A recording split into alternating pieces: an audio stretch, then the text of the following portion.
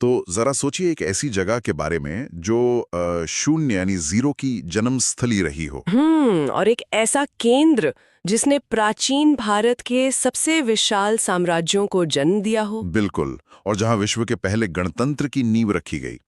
और मजे की बात यह है कि आज यही राज्य पूरे भारत में सबसे ज्यादा जनसंख्या घनत्व वाला राज्य है। सही कहा।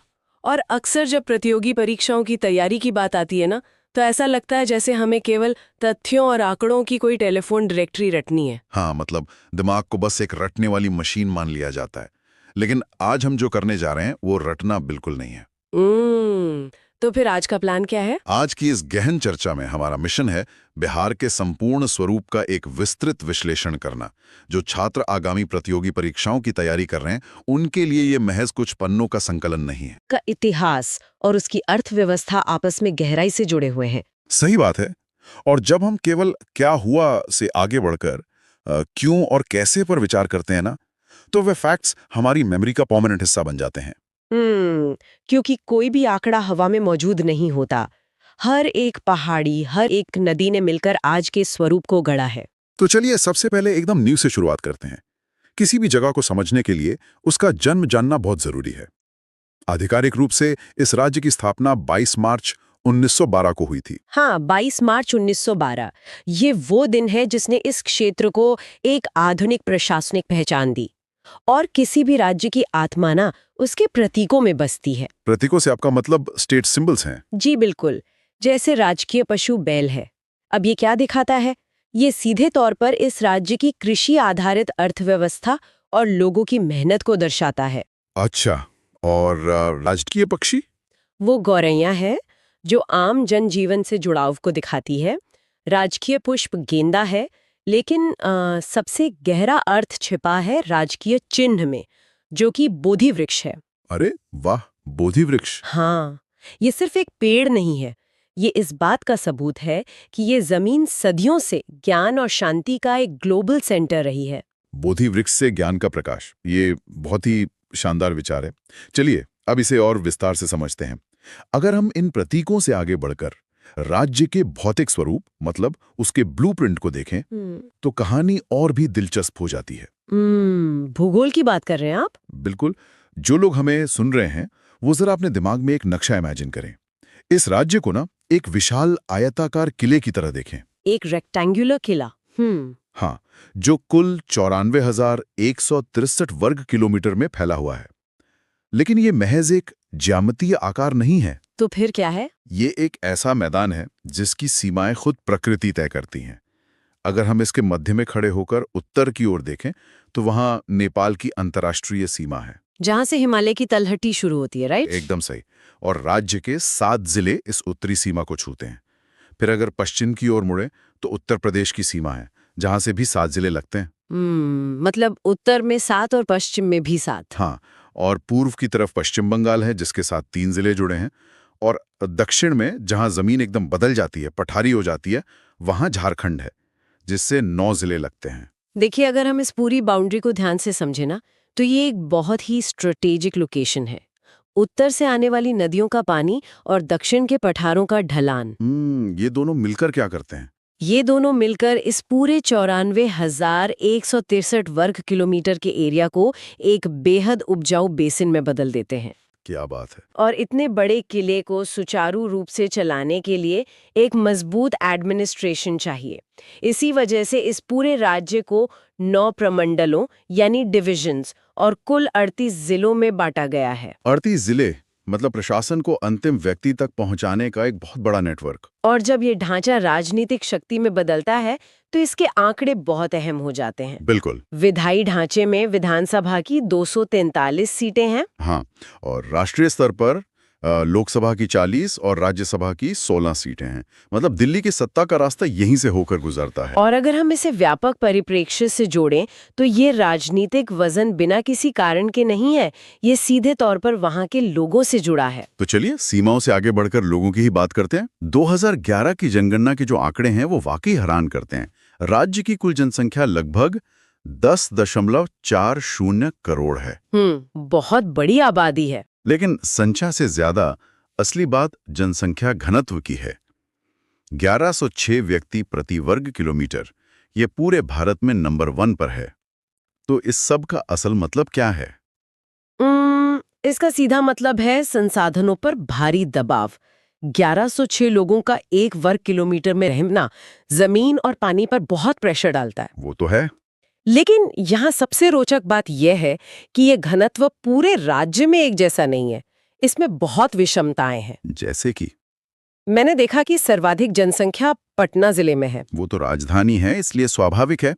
और सबसे कम जनसंख्या शेखपुरा जिले में है। लेकिन जब हम घनत्व देखते हैं तो शिवहर जिले का आंकड़ा 1880 तक पहुंच जाता है। 1880? 1880, बाप रे। और सबसे कम कहाँ है? कैमूर जिले में, जहां घनत्व सिर्फ 488 है। एक ही राज्य में इतना बड़ा अंतर? हाँ, क्योंकि शिवहर उत्तरी मैदानी हिस्से में है, जहां जमीन समतल और उपजाऊ है, जबकि कैमूर दक्षिण पश्चिम में पठारी और जंगली इलाका है। प्रकृति ही तय करती है कि लोग कहाँ रहेंगे। समझ गया। और यही अंतर साक्षरता दर में भी दिखता है। कुल साक्षरता 61.80% है। इसमें रोहतास सबसे आगे है और पूर्णिया सबसे पीछे। और लिंगानुपात की बात करें तो कुल औसत 918 है, जिसमें गोपालगंज सर्वाधिक और मुंगेर न्यूनतम है। अब यहाँ बात और भी दिलचस्प हो जाती है। जब हम आज की इतनी बड़ी आबादी को देखते हैं तो इतिहास में जाना जरूरी हो जाता है। बिल्कुल, क्योंकि आज की इस विशाल जनसंख्या के पैरों के नीचे का इतिहास बहुत गहरा है। हम सबने ना अक्सर यही सुना है कि इतिहास बस बीती हुई तारीखों, जंग खा चुकी तलवारों और राजाओं की पुरानी कहानियों का एक उबाऊ सा पुलिंदा होता है। अक्सर स्कूलों में ऐसे ही पढ़ाया जाता है। बिल्कुल। लेकिन क्या कभी किसी ने ये सोचा है कि कैसे कोई एक विशिष्ट भौगोलिक क्षेत्र, मतलब एक साधारण सा लगने वाला जमीन का टुकड़ा, पूरे के पूरे उपमहाद्वीप की नियति तय कर सकता है? ये वाकई एक बहुत ही दिलचस्प सवाल है। हाँ, और आज के इस गहन विश्लेषण में हम एक ऐसे ही क्षेत्र की बात कर रहे हैं जिसे आज की दुनिया बिहार के नाम से जानती है। ये सिर्फ एक राज्य की सीमा नहीं है। बिल्कुल नहीं। ये प्राचीन साम्राज्यों का वो पालना है जिसने पूरे भारतवर्ष के विकास का, उसके प्रशासन का और उसकी आत्मा का ब्लूप्रिंट तैयार किया। मैं इस बात से पूरी तरह सहमत हूँ। और आज हमारी इस चर्चा का जो आधार है वो कोई एक सामान्य किताब या किसी एक लेखक का नजरिया नहीं है। तो आज हमारे पास क्या है? हमारे पास एक बहुत ही विस्तृत और गहन मास्टर क्लास के नोट्स मौजूद हैं। ये वे नोट्स हैं जिन्हें बीपीएससी और टीआरई जैसी उच्च स्तरीय प्रतियोगी परीक्षाओं की तैयारी के लिए संकलित किया गया है। अरे वाह, मतलब एकदम सॉलिड रिसर्च है। बिल्कुल। इन दस्तावेजों में प्राचीन मगध के उत्कर्ष की कहानियों से लेकर वैचारिक क्रांतियों, मध्यकालीन उथल-पुथल और फिर आधुनिक इंजीनियरिंग के चमत्कारों तक का पूरा सफर दर्ज है। ये एक ऐसा खजाना है जो सदियों के इतिहास को एक ही सूत्र में पिरोता है। सही कहा आपने। और आज हमारा मिशन सिर्फ इन बुलेट पॉइंट्स और ऐतिहासिक तथ्यों को एक-एक करके बांचना नहीं है। हाँ, वो तो बहुत बोरिंग हो जाएगा। एकदम। हमारा असली लक्ष्य है उन छिपे हुए पैटर्न्स को डिकोड करना, जो सीखने की चाह रखने वाले किसी भी जिज्ञासु मन को ये समझने में मदद करेंगे कि ये इतिहास सिर्फ किसी एक क्षेत्र का स्थानीय इतिहास क्यों नहीं है। जी, ये असल में आधुनिक भारत के निर्माण की नींव है। तो चलिए, बिना किसी देरी के इस ऐतिहासिक सफर पर निकलते हैं। चलिए। देखिए, विचारों और साम्राज्यों के पनपने से पहले ना ये समझना जरूरी है कि भूगोल ही वो विशाल मंच तैयार करता है जिस पर इतिहास का सारा नाटक खेला जाता है। ये बहुत ही सटीक बात कही आपने। भूगोल ही सब कुछ तय करता है। ठीक है, आइए इसे थोड़ा खोलकर समझते हैं। ये किसी बहुत बड़े स्ट्रैटेजी बोर्ड गेम की तरह लगता है मुझे। स्ट्रैटेजी गेम कैसे? अगर इस क्षेत्र की भौगोलिक स्थिति का विश्लेषण किया जाए तो उत्तर में नेपाल की अंतर्राष्ट्रीय सीमाएं हैं, दक्षिण में झारखंड के खनिज संपन्न इलाके हैं, बिल्कुल। पूर्व में पश्चिम बंगाल और पश्चिम में उत्तर प्रदेश, और इन सब के ठीक बीचों बीच एक जीवन रेखा की तरह बहती है गंगा नदी। जी, गंगा का रोल बहुत बड़ा है इसमें। हाँ ना, ऐसा लगता है जैसे इस ऐतिहासिक बोर्ड गेम में मगध नाम के खिलाड़ी को शुरुआत में ही सबसे बेहतरीन भौगोलिक कार्ड मिल गए थे। बेहद उपजाऊ जमीन और व्यापार के लिए एक विशाल नदी। मेरा सवाल यह है कि हमारे स्रोतों के अनुसार प्राचीन भारत के जो 16 महाजनपद थे, उनमें से केवल मगध ही इतना शक्तिशाली और अजेय बनकर क्यों उभरा? बाकी राज्य पीछे क्यों रह गए? यहाँ जो बात सबसे ज्यादा रोमांचित करती है वो ये है कि प्रकृति ने इस क्षेत्र को सिर्फ संसाधन नहीं दिए थे, अच्छा। बल्कि एक पूरा सामरिक तंत्र या कह लें एक नेचुरल लॉजिस्टिक्स नेटवर्क दिया था। आपने अभी गंगा नदी का जिक्र किया, ये एक बहुत ही महत्वपूर्ण बिंदु है। प्राचीन काल में गंगा सिर्फ पानी का एक स्रोत या एक पवित्र नदी भर नहीं थी। सामरिक और आर्थिक दृष्टिकोण से ये उस समय का सुपर हाईवे था। ओ, सुपर हाईवे। बिल्कुल। किसी भी साम्राज्य को बड़ा होने के लिए दो चीजें चाहिए होती हैं, पैसा और सेना की तेज आवाजाही, लॉजिस्टिक्स। हाँ, भारी मात्रा में व्यापार करना हो या हाथियों और सैनिकों की विशाल टुकड़ियों को एक जगह से दूसरी जगह ले जाना हो, वो तो जमीन के रास्ते बहुत मुश्किल होता होगा, बहुत मुश्किल। इसीलिए गंगा और उसकी सहायक नदियों के जाल ने मगध को एक अजेय बढ़त दे दी। समझ गया। इसके अलावा गंगा के उपजाऊ मैदानों ने कृषि में इतना भारी अधिशेष मतलब सरप्लस पैदा किया कि किसानों का पेट भरने के बाद भी बहुत सारा अनाज बच जाता था। अरे वाह। और इसी बचे हुए अनाज और संपत्ति से एक विशाल स्थायी सेना और एक मजबूत प्रशासनिक ढांचे का खर्च आसानी से उठाया जा सकता था। ये बहुत ही तार्किक बात है। जब तक समाज का पेट नहीं भरेगा तब तक कोई भी राजा अपने राज्य की सीमाओं का विस्तार करने के बारे में तो सोच ही नहीं सकता। बिल्कुल सही। ये सरप्लस ही था जिसने महत्वाकांक्षाओं को जन्म दिया।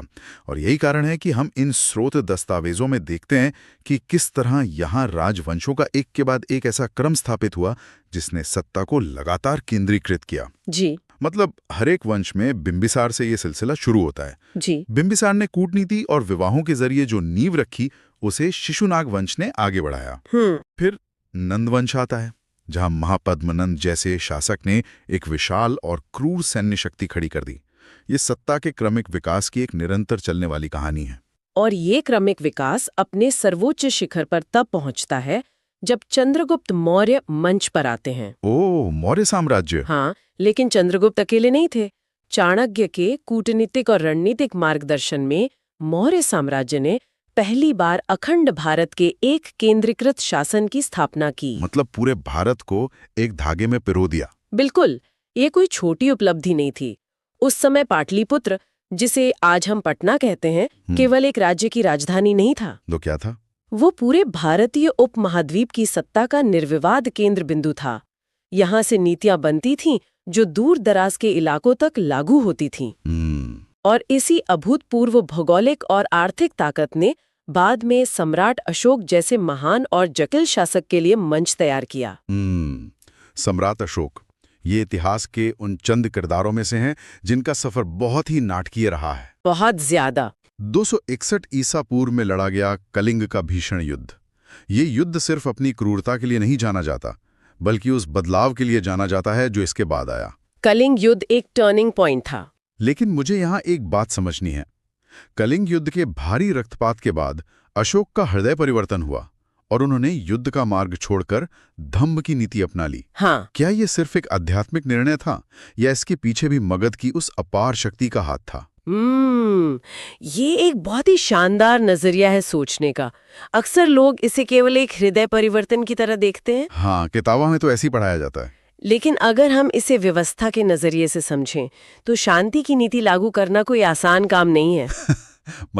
मतलब एक कमजोर राज्य अगर हथियार डाल दे तो पड़ोसी उस पर तुरंत हमला कर देते हैं। अरे हाँ, ये तो लॉजिकल है। अशोक ने युद्ध छोड़कर धम्म की नीति इसलिए भी सफलतापूर्वक लागू की क्योंकि मगध का साम्राज्य इतना विशाल, सुरक्षित और आर्थिक रूप से समृद्ध हो चुका था कि उसे अब और संसाधनों के लिए युद्ध करने की आवश्यकता ही नहीं थी। ओह, तो मतलब शांति भी अफोर्ड करनी पड़ती है। बिल्कुल।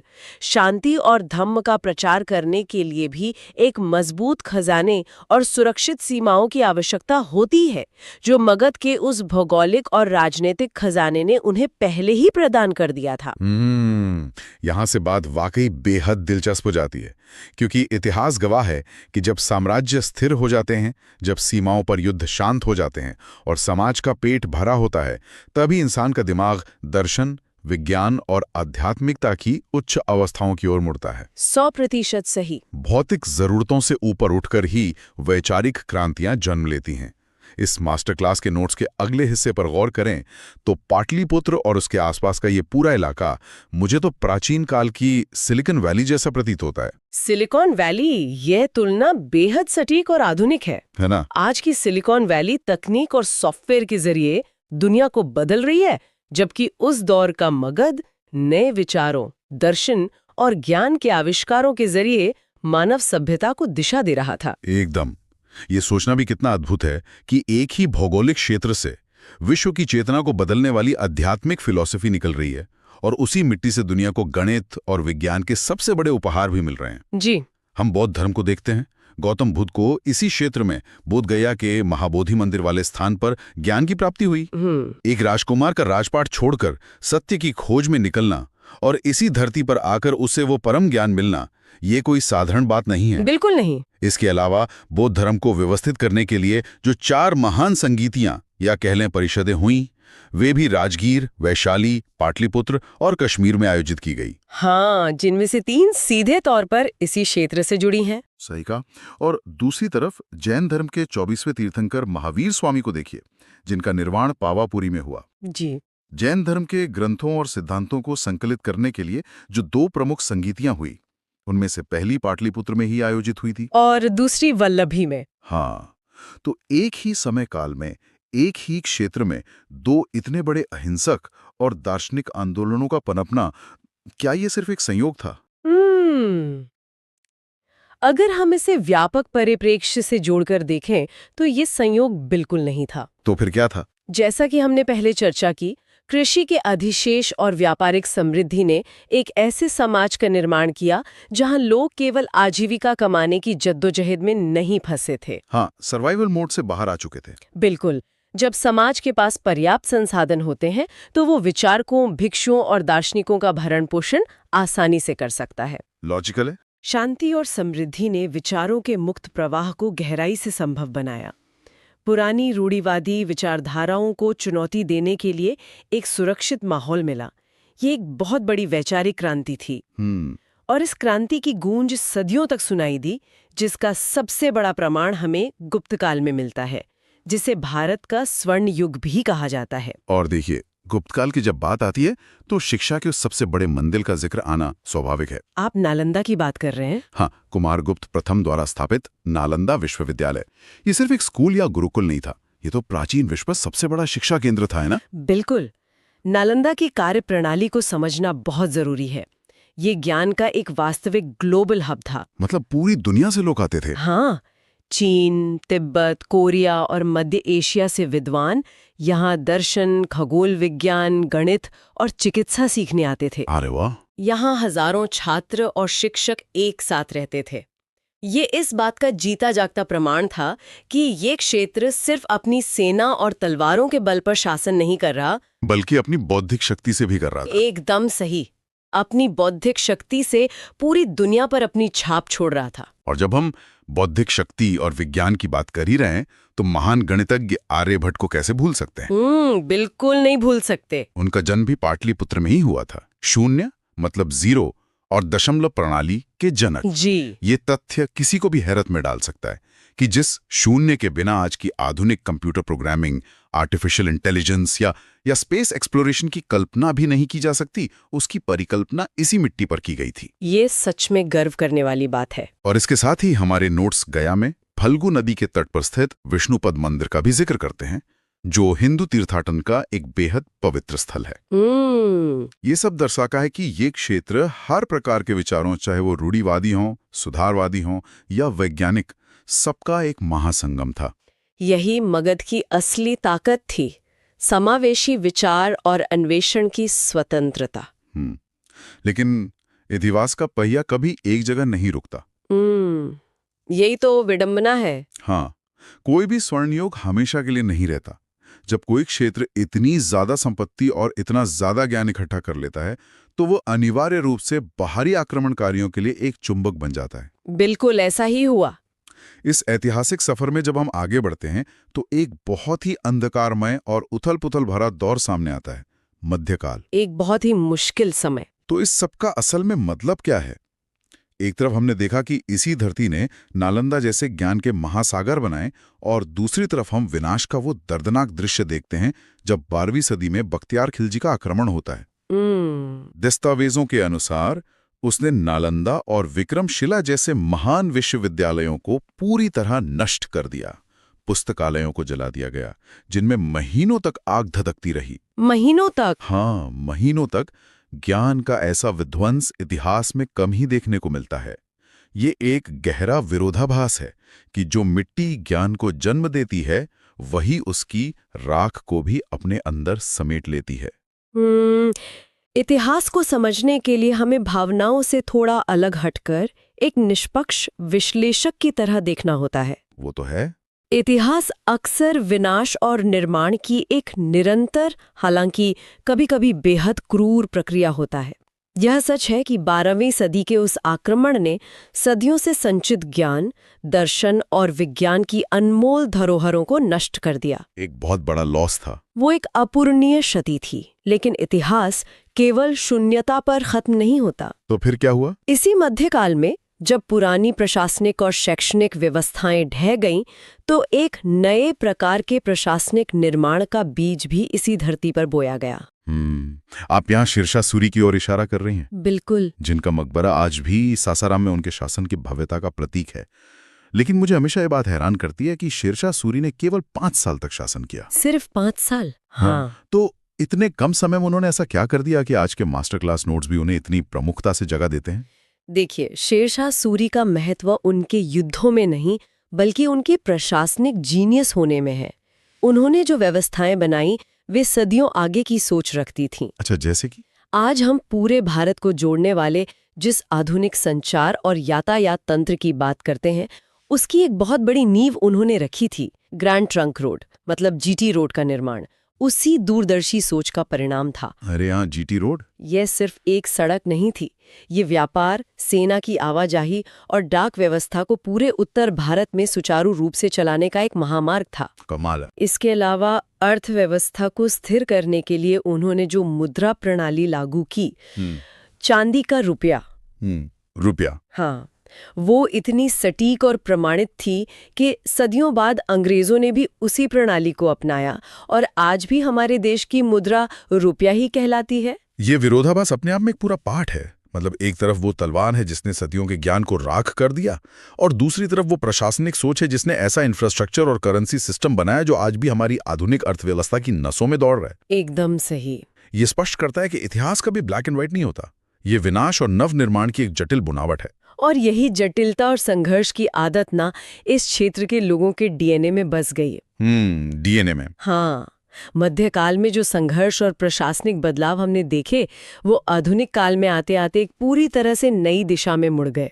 आप ब्रिटिश काल की बात कर रही हैं? बिल्कुल। जब ब्रिटिश हुकूमत ने भारत के आर्थिक और सामाजिक ताने बाने को छिन्न भिन्न करना शुरू किया, तो इस भूमि का वही पुराना विद्रोही और नेतृत्वकारी स्वभाव फिर से जाग उठा।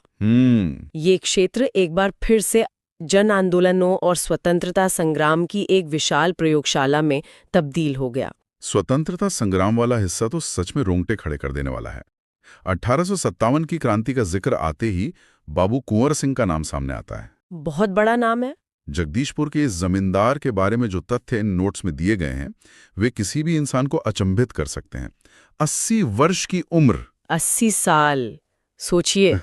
कल्पना की जा सकती है कि जिस उम्र में लोग चलने फिरने के मोहताज हो जाते हैं, उस उम्र में यह महानायक घोड़े पर सवार होकर अदम्य शौर्य का प्रदर्शन कर रहा था। जी। उन्होंने आरा और आजमगढ़ के इलाकों में छापामार युद्ध यानी गुरिल्ला वॉरफेयर के जरिए ब्रिटिश सेना के छक्के छोड़ा दिए। बिल्कुल। ये बिल्कुल किसी बहुपीढ़ीगत मतलब मल्टी जनरेशनल एपिक हॉलीवुड या बॉलीवुड फिल्म की कहानी जैसा लगता है, जहां एक 80 साल का बुजुर्ग एक पूरी साम्राज्यवादी सत्ता से सीधी टक्कर ले रहा है। ये एक बहुत ही महत्वपूर्ण सवाल खड़ा करता है कि आजादी की ये आग समाज में किस गहराई तक फैली हुई थी। सही बात है। 1857 का विद्रोह अक्सर सैनिक या कुलीन वर्ग के विद्रोह के रूप में देखा जाता है, लेकिन असली जन भागीदारी इसके बाद शुरू हुई।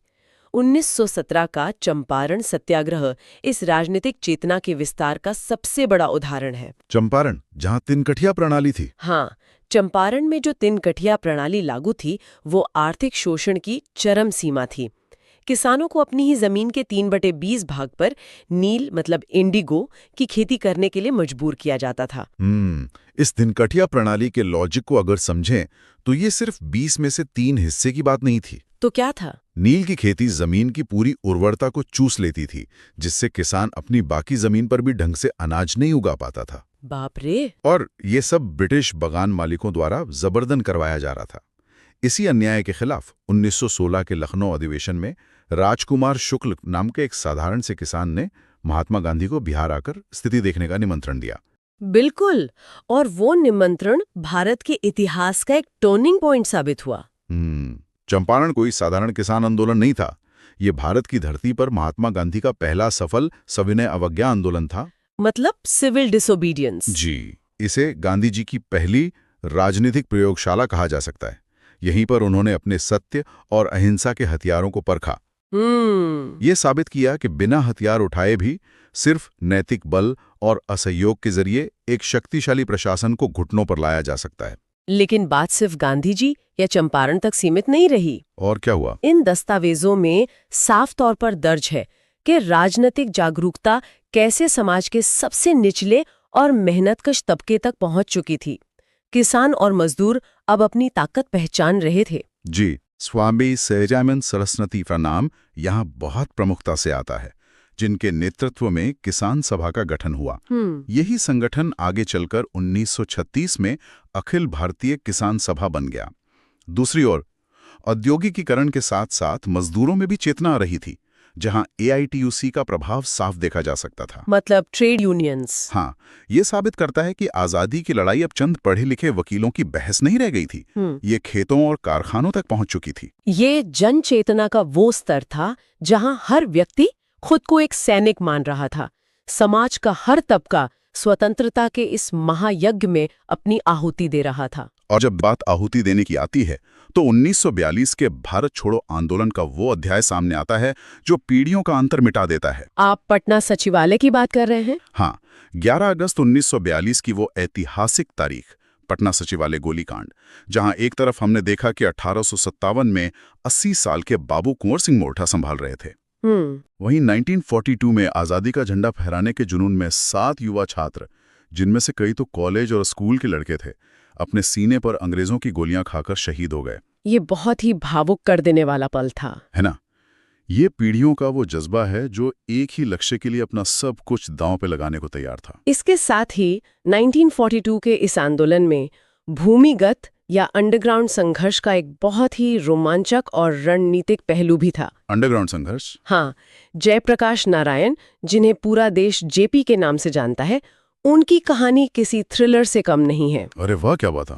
भारत छोड़ो आंदोलन के दौरान उनका हजारीबाग जेल की ऊंची दीवारों को फांदकर फरार होना और फिर नेपाल के घने जंगलों में जाकर आजाद दस्ता का गठन करना। आजाद दस्ता, इसका काम क्या था? इस दस्ते का मुख्य काम छापामार युद्ध और संचार लाइनों को काटकर ब्रिटिश प्रशासन की कमर तोड़ना था। मतलब डायरेक्ट एक्शन। बिल्कुल। ये स्पष्ट करता है कि आजादी पाने के लिए इस क्षेत्र ने हर तरीके को अपनाया, चाहे वो चंपारण का अहिंसक सत्याग्रह हो या फिर आजाद दस्ते का सशस्त्र और भूमिगत संघर्ष। ये तो अद्भुत है। और देखिए, जब हम इतिहास के इन पन्नों, इन संघर्षों और क्रांतियों से बाहर निकलते हैं और आधुनिक युग की तरफ कदम बढ़ाते हैं, तो हमारे सोर्स नोट्स का आखिरी हिस्सा हमें एक आधुनिक चमत्कार के सामने लाकर खड़ा कर देता है। महात्मा गांधी सेतु। एकदम सही। ये सेतु उसी गंगा नदी पर निर्मित है जिसकी हमने शुरुआत में चर्चा की थी, और ये उत्तर बिहार के हाजीपुर को दक्षिण बिहार के पटना से जोड़ता है। जी, ये सिर्फ एक पुल नहीं है, ये आधुनिक इंजीनियरिंग की वो जीत है जिसने प्रकृति की सबसे बड़ी बाधाओं में से एक को पार किया है। मतलब एक फुल सर्कल बन गया। हाँ, ये सेतु प्रतीक है उस निरंतरता का। अगर हम BPSC मास्टर क्लास नोट्स के इस पूरे सफर का सारांश निकालें तो तस्वीर बिल्कुल साफ हो जाती है। कैसे? मगध के प्रारंभिक और सामलिक उत्कर्ष से लेकर बुद्ध और महावीर के गहन आध्यात्मिक दर्शन तक। अशोक की युद्ध से शांति की ओर मुड़ती धम्मनीति से लेकर मध्यकालीन प्रशासन और शेरशाह सूरी के इंफ्रास्ट्रक्चर विजन तक। बिल्कुल। और फिर 1857 के बाबू कुंवर सिंह के शौर्य से लेकर 1942 के जेपी नारायण और पटना सचिवालय के युवा शहीदों तक। ये पूरा सफर सिर्फ घटनाओं का एक संकलन नहीं है। तो ये क्या है? ये इस बात का अकाट्य प्रमाण है कि ये क्षेत्र हमेशा से भारत के ऐतिहासिक बदलावों का, सामाजिक क्रांतियों का और वैचारिक उथल-पुथल का मुख्य केंद्र बिंदु रहा है। इस पूरी चर्चा से ये बात तो पूरी तरह से साबित हो जाती है कि इतिहास की किताबों में दर्ज तथ्य सिर्फ बीती हुई बातें नहीं हैं। बिल्कुल नहीं। वो एक शॉर्टकट है ये समझने का कि आज हम जो कुछ भी हैं उसके पीछे कितनी बड़ी, कितनी जटिल और कितनी गहरी विरासत खड़ी है। जी। हमारी आज की अर्थव्यवस्था का आधार, हमारे वैचारिक संघर्ष, हमारे प्रतिरोध का तरीका, सब कुछ उसी ऐतिहासिक ब्लूप्रिंट का हिस्सा है जो इस धरती पर रचा गया था। इतिहास को जब इस तरह परतों में खोलकर देखा जाता है तो हमेशा कुछ नया सीखने और समझने को मिलता है। सही कहा आपने। हर कालखंड अपने आप में एक नई व्यवस्था को जन्म देता हुआ नजर आता है। और जाने से पहले इसी बात को आधार बनाते हुए मैं एक ऐसा विचार छोड़ना चाहूंगा जो शायद आसानी से दिमाग से ना निकले। वो क्या है? ये विचार करने योग्य है। हमने चर्चा की कि कैसे महान आर्यभट्ट ने पाटलिपुत्र की इसी धरती पर गणित के शून्य मतलब जीरो का आविष्कार किया। हाँ। उस शून्य ने दुनिया की गणनाओं को अनंत तक पहुंचने का रास्ता दिया। लेकिन क्या यह सिर्फ एक भौगोलिक संयोग था कि गणित का वो अनंत शून्य उसी मिट्टी पर आकार ले रहा था जहां उससे कई सदियों पहले गौतम बुद्ध और महावीर स्वामी ने आध्यात्मिक शून्यता और भौतिक संसार से वैराग्य की पूर्णता का दर्शन दुनिया को दिया था? अरे वाह, ये तो बहुत ही गहरा विचार है ना? एक तरफ गणित का वो शून्य जो दुनिया की हर प्रगति और गणना का आधार बन गया, और दूसरी तरफ वो आध्यात्मिक शून्य जिसने इंसानी मन को दुखों से मुक्ति का मार्ग दिखाया। एक ही मिट्टी से उपजे दो अलग अलग तरह के शून्य जिन्होंने अपने अपने तरीके से पूरी दुनिया को पूर्णता का रास्ता दिखाया। ये तथ्य वाकई में इतिहास और मानव विचार की गहराई पर सोचने को मजबूर कर देता है। बिल्कुल सोचने वाली बात है। खैर, इतिहास के इस अथाह समंदर में गोते लगाने और इन पन्नों के पीछे छिपी असली कहानी को डिकोड करने के सफर में हमारे साथ जुड़ने के लिए श्रोताओं का बहुत बहुत शुक्रिया। जी, बहुत शुक्रिया। ज्ञान को टटोलने, उसकी परतों को उधेड़ने और दुनिया को एक नए नजरिए से देखने की हमारी ये यात्रा ऐसे ही जारी रहेगी। हमेशा नई चीजें सीखते रहना और पुराने तथ्यों पर नए सवाल उठाते रहना ही तो विकास की निशानी है। बिल्कुल। फिर मिलेंगे एक नई गुत्थी को सुलझाने के लिए। तब तक के लिए अलविदा। तो कल्पना कीजिए एक ऐसे राज्य की जिसके पास भारत की सबसे उपजाऊ जमीन है। मतलब जहां आधे से ज्यादा हिस्से पर धड़ल्ले से खेती होती है, लेकिन फिर भी हर साल उसी राज्य का एक बहुत बड़ा हिस्सा, लगभग 64 लाख हेक्टेयर, पानी में डूब जाता है। हाँ, ये एक बहुत बड़ा विरोधाभास है। बिल्कुल। एक तरफ भरपूर अन्न उपजाने वाली जमीन और दूसरी तरफ हर साल आने वाली विनाशकारी बाढ़। देखो, ये कोई श्राप नहीं है, ये विशुद्ध भूगोल है। एकदम सही। और भूगोल अक्सर मतलब लोगों को रंग बिरंगे नक्शों और कुछ आड़ी तिरछी रेखाओं का बोरिंग विषय लगता है, लेकिन आज हम इस भ्रम को तोड़ने वाले हैं। हाँ, और यही कारण है कि किसी भी जगह का भूगोल सिर्फ रटने वाली चीज नहीं है। पहाड़ कहाँ है, नदियाँ कहाँ हैं या सीमाएं कहाँ खत्म होती हैं, ये जानना ही काफी नहीं है। तो फिर क्या जरूरी है? जरूरी ये है कि जब हम समझते हैं कि जमीन की बनावट कैसी है या ढलान कैसी है, तो हम वहाँ रहने वालों की पूरी नियति, उनकी अर्थव्यवस्था और उनके जीवन के संघर्षों की पूरी कहानी समझ पाते हैं। बिल्कुल। मतलब भूगोल केवल क्या है का जवाब नहीं देता, बल्कि क्यों है का रहस्य खोलता है। और आज का हमारा ये गहन विश्लेषण इसी रहस्य को खोलने के लिए है। तो आज का विषय है बिहार का भूगोल, संपूर्ण मास्टर क्लास। बहुत ही महत्वपूर्ण विषय है जी। प्रतियोगी परीक्षाओं की तैयारी करने वालों के लिए, विशेषकर बीपीएससी, बिहार पीसीएस, टीआरई और अन्य सभी राज्य स्तरीय परीक्षाओं के लिए ये चर्चा एक रामबाण या कहें वन शॉट सामग्री की तरह काम करेगी। बिल्कुल। आज का हमारा लक्ष्य उन जटिल आंकड़ों और भौगोलिक तथ्यों को इतना आसान और याद रखने योग्य बनाना है जो परीक्षाओं में सीधे सीधे पूछे जाते हैं। ये एक बहुत ही शानदार मिशन है, क्योंकि प्रतियोगी परीक्षाओं में, खासकर बीपीएससी जैसी परीक्षा में, सफलता की कुंजी केवल तथ्यों को रटना नहीं है। सही बात है, बल्कि उनके पीछे के विज्ञान को समझना है। जब तथ्य आपस में तर्क के साथ जुड़ जाते हैं ना, तो परीक्षा के भारी दबाव में भी उन्हें याद रखना बहुत आसान हो जाता है। तो चलिए बिना किसी देरी के इस कैनवस को तैयार करते हैं। किसी भी स्थान को गहराई से समझने के लिए सबसे पहले उसे ग्लोब पर खोजना होता है। हाँ बिल्कुल। तो अगर हम इस राज्य के अक्षांशीय और दिशांतरीय विस्तार की बात करें तो इसका उत्तरी अक्षांश 24 डिग्री 20 मिनट 10 सेकंड से शुरू होकर 27 डिग्री 31 मिनट 15 सेकंड तक जाता है। हाँ, और वहीं पूर्वी देशांतर 83 डिग्री 19 मिनट 50 सेकंड से 88 डिग्री 17 मिनट 40 सेकंड के बीच स्थित है। हाँ, मतलब ये नंबर शुरुआत में थोड़े जटिल लग सकते हैं, लेकिन परीक्षा की तैयारी करने वालों के लिए ये तथ्य परीक्षा में अक्सर पूछा जाता है। तो इसे याद कैसे रखा जाए? इसे याद रखने के लिए अंकों के एक बहुत ही सरल पैटर्न पर ध्यान देना चाहिए। उत्तरी अक्षांश 24 से 27 डिग्री के बीच है और पूर्वी देशांतर 83 से 88 डिग्री के बीच। दिमाग में रखना है। ये स्थिति स्पष्ट करती है कि ये भूभाग पूरी तरह से उत्तरी गोलार्ध और पूर्वी देशांतर में स्थित एक उपोष्ण कटिबंधीय, मतलब सब ट्रॉपिकल क्षेत्र है। हाँ, सब ट्रॉपिकल क्षेत्र है। अब यहाँ से एक बहुत ही दिलचस्प दृश्य की कल्पना करते हैं। यदि भारत के नक्शे पर एक बड़ा आयत या रेक्टेंगल खींचा जाए जिसकी चौड़ाई पूर्व से पश्चिम की ओर 483 किलोमीटर हो और लंबाई उत्तर से दक्षिण की ओर 345 किलोमीटर हो, तो वो आयताकार आकृति इसी राज्य की है। एकदम सही। 3, 4, 5 उत्तर से दक्षिण की लंबाई याद रखने की ये कितनी शानदार ट्रिक है। ये ट्रिक सच में बहुत कारगर है। 3, 4, 5 एक सीधा क्रम। और जब हम इस आयताकार आकृति के भीतर की पूरी जगह को मापते हैं तो कुल क्षेत्रफल 94,163 वर्ग किलोमीटर निकल कर आता है। 94,163 वर्ग किलोमीटर। जी, ये 94,163 वर्ग किलोमीटर का आंकड़ा तो परीक्षार्थियों को अपनी नोटबुक में सबसे ऊपर लिख लेना चाहिए। इसे जरूर याद रखें क्योंकि यह राज्य लोक सेवा आयोग का पसंदीदा सवाल है। लेकिन रुकिए, यहाँ एक और आंकड़ा है जो थोड़ा हैरान करने वाला है। समुद्र तट से इस राज्य की औसत ऊंचाई मात्र 52.73 मीटर बताई गई है। हाँ, सिर्फ 52.73 मीटर। केवल इतना? इसका मतलब है कि ये क्षेत्र समुद्र तल से बहुत ज्यादा ऊंचा नहीं है।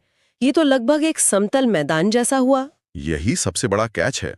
समुद्र तल से केवल 52.73 मीटर की औसत ऊंचाई का सीधा अर्थ यह है कि ये क्षेत्र मुख्य रूप से एक विशाल समतल मैदानी इलाका है। अच्छा। इसकी अहमियत तब समझ में आती है जब नदियां हिमालय की ऊंचे पहाड़ों से या दक्षिणी पठारों से तेज गति से बहकर इस क्षेत्र में प्रवेश करती हैं। तो क्या होता है? अचानक ढलान कम होने के कारण नदियों का प्रवाह एकदम से धीमा हो जाता है। ओहो, तो ढलान कम होने और नदियों की गति धीमी होने से पूरी कहानी का रुख ही मुड़ जाता है। बिल्कुल। हम आगे चर्चा करेंगे कि कैसे यही 52.73 मीटर की ऊंचाई और धीमी नदियां राज्य की उपजाऊ कृषि और विनाशकारी बाढ़ दोनों का मुख्य कारण बनती है। मतलब ढलान और नदियों की इस गति ने तो एक अलग ही तस्वीर पेश कर दी। हाँ, लेकिन अगर ये एक आयताकार मैदान है तो इसके चारों तरफ दीवारें किसकी हैं?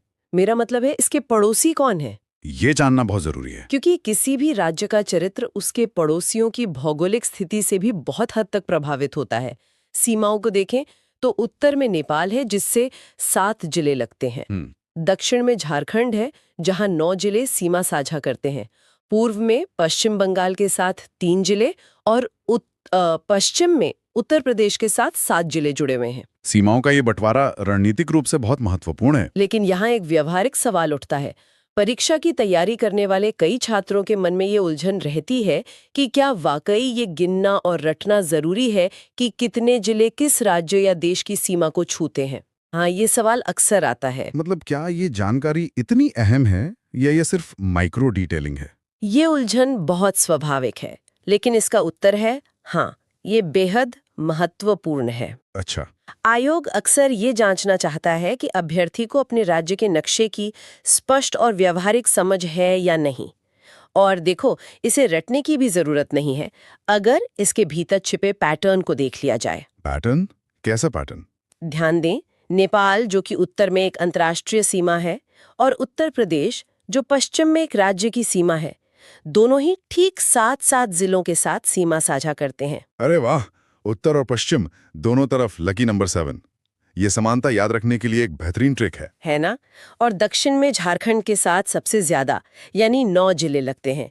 इसका कारण ऐतिहासिक और भौगोलिक दोनों है, क्योंकि झारखंड वर्ष 2000 तक इसी राज्य का हिस्सा था और सीमा का बंटवारा एक बहुत लंबी रेखा पर हुआ है। हाँ, वो एक बड़ा हिस्सा था। का संकरा हिस्सा है। ये पैटर्न दिमाग में एक बहुत स्पष्ट नक्शा बना देता है, जो प्रारंभिक परीक्षा के साथ साथ मुख्य परीक्षा के उत्तर लिखते समय भी बहुत काम आता है। चलिए, सीमाओं ने तो राज्य को चारों तरफ से घेर लिया है, लेकिन इसके भीतर की जमीन असल में किस चीज से बनी है?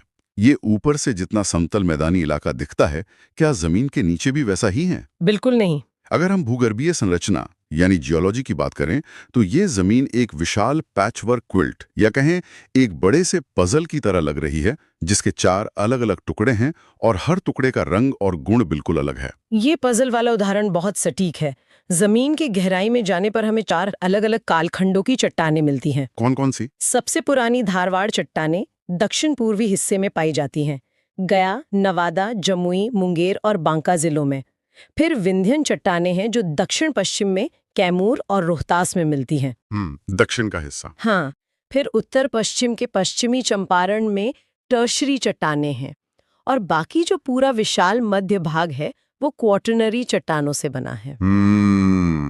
ये नाम सुनने में बहुत तकनीकी लगते हैं। हाँ। क्या हम इसे थोड़ा सरल कर सकते हैं? हाँ। जैसे ये टर्शरी चट्टानें क्या हैं, जो सिर्फ पश्चिमी चंपारण के एक छोटे से कोने में मिल रही हैं? आसान भाषा में कहें तो टर्शरी चट्टानें हिमालय पर्वत के निर्माण के समय की हैं। ओहो।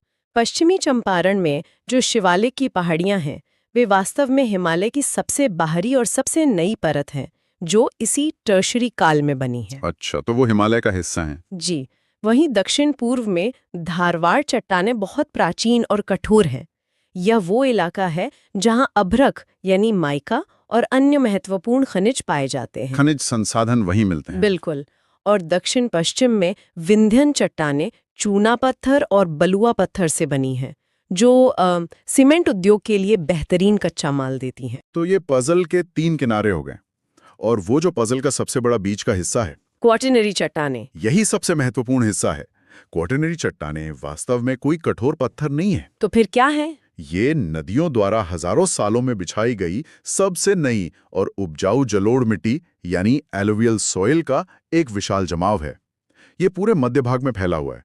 लेकिन अब इस जमीन की बनावट को ऊपर के आसमान से जोड़कर देखते हैं। आसमान से मतलब जलवायु? हाँ, यहाँ की जलवायु मानसूनी है और औसत वार्षिक वर्षा 112 सेंटीमीटर होती है। 112 सेंटीमीटर की बारिश, ये तो काफी भारी मात्रा में पानी है। अब यही वो जगह है जहां सारा विज्ञान और भूगोल आपस में टकराते हैं।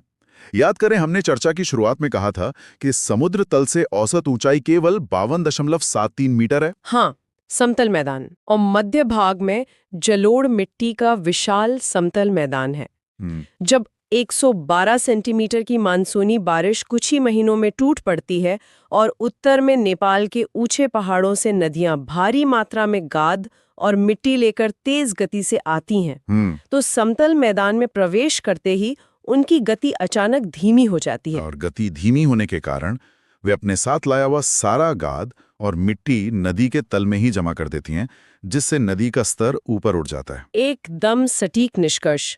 नदियां उथली हो जाती हैं और क्योंकि किनारों पर कोई ढलान या पहाड़ नहीं है, वो सारा अतिरिक्त पानी किनारों को तोड़कर उस विशाल समतल क्वाटरनरी मैदान में फैल जाता है। विनाशकारी बाढ़। जी, और इसका सीधा परिणाम ये होता है कि राज्य का 64.41 लाख हेक्टेयर क्षेत्र बाढ़ की भयंकर चपेट में आ जाता है।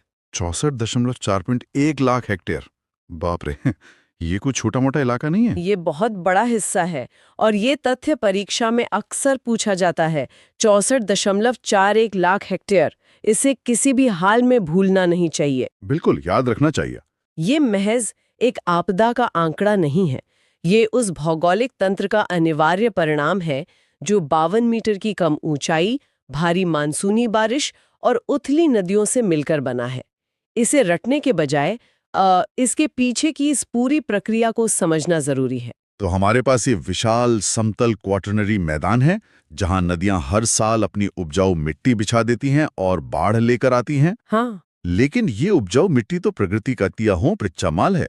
सवाल यह है कि इस 94,163 वर्ग किलोमीटर के उपहार का असल में उपयोग कैसे हो रहा है। भूमि उपयोग, सही कहा। अगर हम भूमि उपयोग या लैंड यूज ब्रेकडाउन को देखें तो एक बहुत ही चौंकाने वाली बात सामने आती है। शुद्ध बोया गया क्षेत्र यानी नेट सोन एरिया 60.48% है।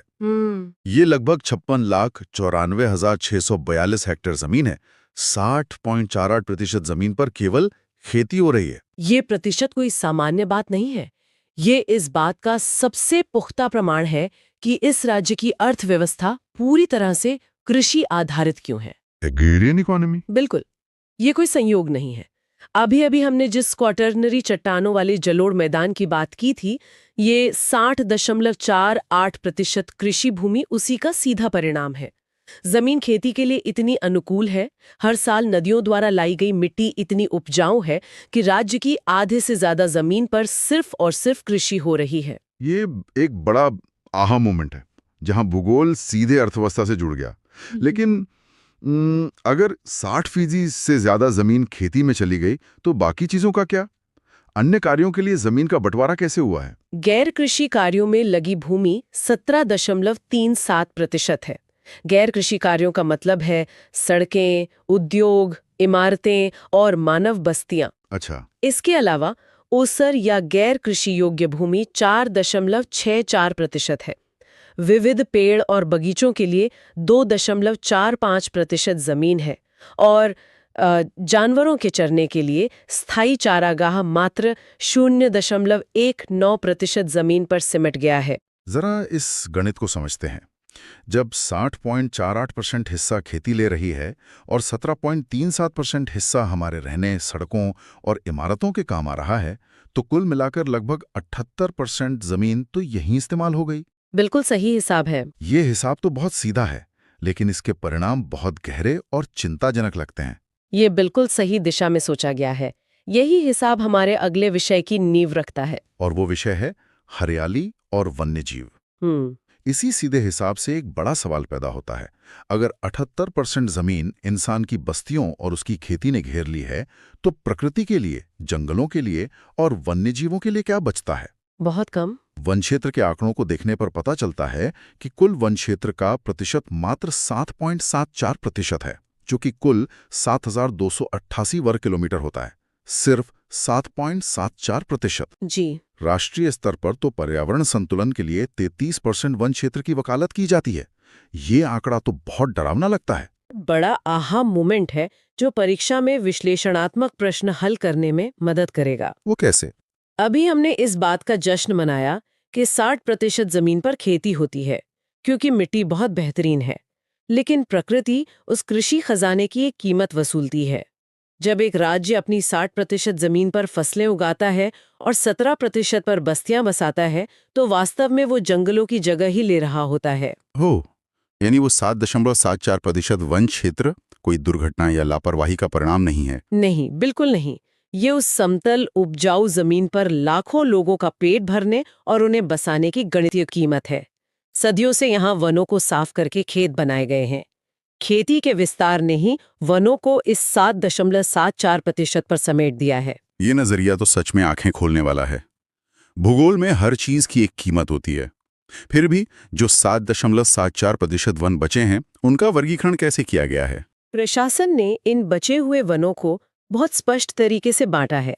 संरक्षित वन क्षेत्र यानी प्रोटेक्टेड फॉरेस्ट सबसे ज्यादा है, 3208.47 वर्ग किलोमीटर। अति सघन वन, जहां पेड़ों की छतरी बहुत घनी होती है, वे बहुत ही कम है, मात्र 248 वर्ग किलोमीटर। और गैर संरक्षित वन क्षेत्र 76.3 वर्ग किलोमीटर है। और इन वनों में किस तरह के पेड़ मिलते हैं? क्योंकि औसत वर्षा 112 सेंटीमीटर है, तो यहाँ की वनस्पति भी उसी के अनुसार होगी। एकदम सही लॉजिक। यहाँ मुख्य रूप से 2 प्रकार के वन मिलते हैं। पहले हैं आर्द्र पर्णपाती वन, मॉइस्ट डेसिडुअस। हाँ, ये उन इलाकों में होते हैं जहाँ नमी ज्यादा होती है, मुख्य रूप से उत्तर पूर्वी जिलों में या हिमालय की तलहटी वाले क्षेत्रों में। इनमें शीशम, सैलम, शाल और खैर जैसे पेड़ मिलते हैं। और दूसरे प्रकार के वन? दूसरे हैं शुष्क पर्णपाती वन, जो पश्चिमी और दक्षिणी हिस्सों में मिलते हैं, जहां बारिश थोड़ी कम होती है। इनमें महुआ, आम, कटहल और जामुन के पेड़ प्रमुखता से पाए जाते हैं। अगर जंगलों की संख्या इतनी कम है तो वन्यजीवों के लिए सुरक्षित स्थान भी बहुत सीमित होंगे। बिल्कुल। यहाँ एक ऐसा तथ्य है जो सीधा परीक्षा के पेपर में छपने वाला लगता है। पूरे राज्य में केवल एक राष्ट्रीय पार्क यानी नेशनल पार्क है, वाल्मीकि नगर। हाँ, सिर्फ एक। इसके अलावा 11 वन्य जीव अभयारण्य हैं। वाल्मीकि नगर नेशनल पार्क पश्चिमी चंपारण में स्थित है। याद करें, भूगर्भिक संरचना वाले पजल में हमने पश्चिमी चंपारण में टर्शरी चट्टानों यानी शिवालिक की पहाड़ियों की बात की थी। हाँ, हिमालय की तलहटी। यह नेशनल पार्क वहीं स्थित है। चूंकि यह राज्य का एकलौता राष्ट्रीय उद्यान है, इसलिए परीक्षार्थियों के लिए इसे कंठस्थ कर लेना अनिवार्य है। इसे जरूर याद रखें। यह सवाल किसी न किसी रूप में हर साल पूछा ही जाता है। और अगर हम जिलों के हिसाब से हरियाली को देखें तो सर्वाधिक वन क्षेत्र वाले जिले कैमूर और पश्चिमी चंपारण हैं, जबकि शिवहर और शेखपुरा में न्यूनतम वन क्षेत्र है। यहाँ फिर से सारी कड़ियां आपस में जुड़ रही हैं। पश्चिमी चंपारण में टर्शरी चट्टानें और पहाड़ियां हैं। कैमूर में विंध्यन चट्टानों का पठारी इलाका है। जाहिर है, जहां पहाड़ और ऊंचे पठार होंगे, वहां ढलान के कारण खेती कम होगी और वन ज्यादा होंगे। तर्क बिल्कुल साफ है। इसके विपरीत जहां शिवहर और शेखपुरा जैसे पूरी तरह से मैदानी और उपजाऊ जमीन वाले छोटे जिले हैं, वहां जमीन का कोना कोना खेती के लिए इस्तेमाल हो जाता है। इसलिए वहां वन न्यूनतम ही होंगे। हर तथ्य एक दूसरे को कैसे स्पष्ट कर रहा है, ये देखना सच में भूगोल का जादू है। सच में भूगोलिक ऐसा विषय है जहां हर चीज एक दूसरे की वजह से हो रही है। बिल्कुल। इस मास्टर क्लास में हमने जमीन की गहराई की चट्टानों से लेकर बारिश के पानी और जंगलों की कटाई तक बहुत कुछ गहराई से समझा है। लेकिन परीक्षा के दिन दबाव के समय कुछ आंकड़े दिमाग में पूरी तरह से छपे होने चाहिए। एकदम सही। तो चलिए इस पूरे भौगोलिक कैनवस को 5 गोल्डन नंबर्स में समेटते हैं, एक त्वरित रिवीजन बहुत ही तेज गति से। एक मास्टर चाबी की तरह है। शुरू करते हैं हमारा क्विक फायर राउंड। तैयार रहें। पहला गोल्डन नंबर 94,163। ये राज्य का कुल क्षेत्रफल है वर्ग किलोमीटर में। दूसरा गोल्डन नंबर 345 और 483। ये उस आयताकार आकार के भौतिक आयाम हैं। उत्तर से दक्षिण 345 किलोमीटर और पूर्व से पश्चिम 483 किलोमीटर। तीसरा गोल्डन नंबर 112। ये मानसूनी जलवायु की औसत वार्षिक वर्षा है 112 सेंटीमीटर। चौथा गोल्डन नंबर 60.48%। ये शुद्ध बोया गया क्षेत्र है, जो विशाल क्वाटरनरी मैदानों की उपजाऊ शक्ति और कृषि आधारित अर्थव्यवस्था की रीढ़ को दर्शाता है। और पांचवा गोल्डन नंबर 7.74%। ये कुल वन क्षेत्रफल है, जो हमें ये कड़वी सच्चाई याद दिलाता है कि जब 60% जमीन पर खेती होती है तो जंगलों और वन्य जीवों के लिए कितनी कम जगह बचती है। ये त्वरित रिवीजन बहुत ही ऊर्जावान और शानदार रहा।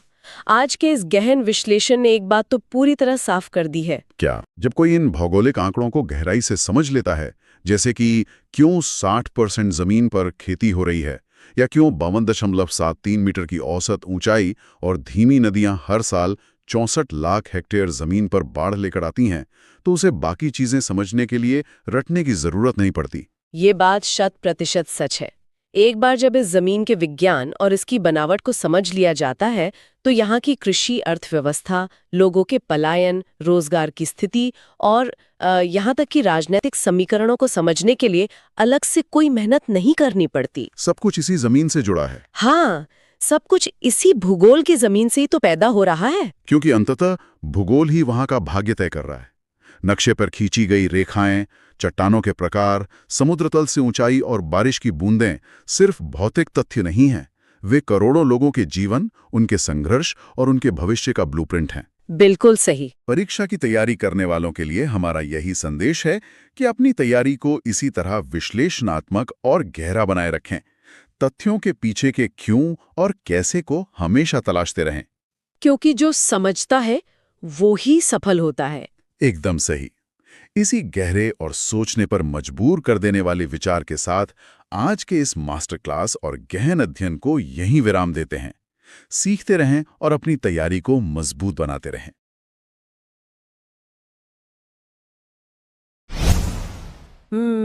राजधानी पटना के सचिवालय के ना एक वातानुकूलित कमरे में एक फैसला लिया जाता है। और किसी फाइल पर बस कुछ हस्ताक्षर होते हैं। हाँ बिल्कुल। और फिर कुछ ही महीनों के भीतर राज्य के किसी एकदम सुदूर गांव में एक नई पक्की सड़क बन जाती है। मतलब बाहर से देखने पर ये पूरी प्रक्रिया किसी जादू या चमत्कार जैसी लग सकती है ना? लेकिन असल में इसके पीछे एक बहुत ही जटिल और व्यवस्थित मशीनरी काम कर रही है। और आज के हमारे इस विशेष विश्लेषण का मिशन ना ठीक इसी मशीनरी को समझना है। सही कहा। हमारे पास जो स्रोत और नोट्स हैं आज, वो संपूर्ण भारतीय राज व्यवस्था के उस मास्टर ब्लूप्रिंट को डिकोड करते हैं जो खास तौर पर बिहार के प्रशासनिक ढांचे को चलाता है। जो लोग बीपीएससी, बिहार पीसीएस, टीआरई या अन्य राज्य स्तरीय प्रतियोगी परीक्षाओं की तैयारी कर रहे हैं, उनके लिए ये चर्चा सिर्फ कुछ तथ्यों को रटने के बारे में नहीं है। बिल्कुल नहीं। आज हमारा उद्देश्य ये समझना है कि ये सारे तथ्य जमीन पर काम कैसे करते हैं। मतलब जब तक क्या के साथ क्यों और कैसे का संबंध स्पष्ट नहीं होगा, तब तक राजव्यवस्था का असली स्वरूप समझ में नहीं आ सकता। तो आज हम सिर्फ ये नहीं देखेंगे कि नीतियां क्या हैं, बल्कि ये भी समझेंगे कि वो क्यों बनाई जाती हैं और लागू कैसे होती हैं। इस पूरी चर्चा का सबसे महत्वपूर्ण पहलू यही है कि हमें रटने की प्रवृत्ति से बाहर आना होगा। प्रतियोगी परीक्षाओं में अब सीधे सवाल कम आते हैं, विश्लेषणात्मक सवाल ज्यादा पूछे जाते हैं। एकदम सही बात है। तो चलिए सबसे बुनियादी सवाल से शुरुआत करते हैं। किसी भी लोकतांत्रिक शासन को चलाने के लिए एक नियम पुस्तिका की जरूरत होती है, जिसे हम संविधान कहते हैं। जो कि कोई सामान्य किताब नहीं है, ये देश की सर्वोच्च विधि यानी सुप्रीम लॉ है। बिल्कुल। और ये नागरिकों को उनके मौलिक अधिकार तो देता ही है, लेकिन इसका एक और बहुत बड़ा काम है, शक्तियों का बंटवारा करना। हाँ, सेपरेशन ऑफ पावर्स। तो इसे समझने के लिए ना विशाल फैक्ट्री की उपमा लेते हैं। मतलब किसी भी बड़ी मैन्युफैक्चरिंग कंपनी में सारा काम कोई एक व्यक्ति या एक ही टीम तो नहीं कर सकती, है ना? जाहिर है काम को बांटना पड़ता है। तो वहाँ एक डिजाइन टीम होती है जो प्रोडक्ट का ब्लूप्रिंट बनाती है। फिर एक मैन्युफैक्चरिंग टीम होती है जो उस डिजाइन को हकीकत में ढालकर प्रोडक्ट तैयार करती है। और अंत में एक क्वालिटी चेक टीम भी होती होगी। बिल्कुल, जो ये सुनिश्चित करती है कि प्रोडक्ट सारे मानकों पर खरा उतरे। इस फैक्ट्री वाली उपमा को अगर हम अपने लोकतंत्र के ढांचे पर रखें तो तस्वीर बिल्कुल साफ हो जाती है। हमारे संविधान ने भी ना इसी तर्ज पर लोकतंत्र के 3 प्रमुख स्तंभ बनाए। अच्छा, तो वो कौन कौन से हैं? पहला स्तंभ है विधायिका यानी लेजिस्लेटर। ये हमारी वो डिजाइन टीम है। इसका काम है समाज की जरूरतों को समझना और उसके हिसाब से नीतियां या कानून बनाना। और मैन्युफैक्चरिंग टीम कौन सी हुई? वो है दूसरा स्तंभ, कार्यपालिका यानी एग्जीक्यूटिव। अगर विधायिका ने शिक्षा के लिए कोई नया कानून बना दिया तो उस कानून के तहत स्कूल बनवाना, शिक्षकों की भर्ती करना, ये सब कार्यपालिका का काम है। तो फिर तीसरा स्तंभ न्यायपालिका होगा यानी जुडिशरी, जो हमारी क्वालिटी चेक टीम है। एकदम सही। न्यायपालिका कानूनों की व्याख्या करती है। मतलब अगर कार्यपालिका कानून को लागू करने में कोई मनमानी करे या विधायिका कोई ऐसा कानून बना दे जो संविधान के मूल ढांचे के ही खिलाफ हो, तो न्यायपालिका वहां हस्तक्षेप करेगी। शक्तियों के पृथक्करण का यही सबसे बड़ा फायदा है। ये तीनों स्तंभ स्वतंत्र रूप से काम करते हैं, लेकिन चेक एंड बैलेंस की व्यवस्था के तहत एक दूसरे पर नजर भी रखते हैं। अच्छा, तो डिजाइन बन गया और फैक्ट्री का ढांचा भी समझ आ गया। लेकिन अगर हम इस पूरे सिस्टम को राज्य के स्तर पे देखें, विशेषकर बिहार के संदर्भ में, तो एक सवाल उठता है। वो क्या? कि इस राज्य रूपी फैक्ट्री का असली बॉस कौन है? मतलब कानून बन गए, लागू भी हो गए, लेकिन कमान किसके हाथ में होती है? यहाँ जो बात सबसे दिलचस्प है वो ये है कि राज्य की कार्यपालिका में शक्ति के 2 अलग-अलग केंद्र होते हैं। 2 केंद्र। हाँ, एक तरफ होते हैं राज्यपाल यानी गवर्नर, जो राज्य के संवैधानिक प्रमुख हैं, मतलब डी ज्यूरे हेड। अच्छा, जिनके नाम पर सारे काम होते हैं। बिल्कुल, और वो केंद्र के प्रतिनिधि भी होते हैं। लेकिन दूसरी तरफ होते हैं मुख्यमंत्री, जो वास्तविक प्रमुख यानी डी फैक्टो हेड होते हैं। तो अगर इसे यूं देखें कि भले ही हर सरकारी आदेश पर मुहर राज्यपाल के नाम की लगती हो, लेकिन असल में उस आदेश को ड्राफ्ट करना, नीतियां तय करना, ये सब मुख्यमंत्री और उनके मंत्रिमंडल का काम है। एकदम सटीक विश्लेषण है। क्योंकि मुख्यमंत्री को जनता ने सीधे चुनकर भेजा है, तो वास्तविक शक्ति उसी के पास है जिसके पास जनादेश है। और नीतियां बनाने का काम मुख्य रूप से इसी मंत्रिमंडल का होता है, जो विधायिका का ही हिस्सा है। हाँ, और यहाँ बात सच में बहुत दिलचस्प हो जाती है। जब हम विधायिका यानी कानून बनाने वाली इस डिजाइन टीम की बात करते हैं तो बिहार का ढांचा थोड़ा अलग नजर आता है। भारत के ज्यादातर राज्यों में तो कानून बनाने के लिए केवल एक ही सदन होता है ना, जिसे हम विधानसभा कहते हैं। सही कहा, लेकिन बिहार भारत के उन चुनिंदा 6 राज्यों में से एक है जहां द्विसदनीय व्यवस्था यानी बाइसैमरल सिस्टम लागू है। मतलब यहाँ 2 सदन हैं। विधानसभा और विधान परिषद। और जो छात्र परीक्षाओं की तैयारी कर रहे हैं उन्हें इन दोनों सदनों की संरचना का अंतर गहराई से समझना चाहिए। चलिए इनकी तुलना करते हैं। सबसे पहले है विधानसभा, जिसे निम्न सदन कहा जाता है। इसमें जनता सीधे वोट देकर अपने प्रतिनिधि चुनती है।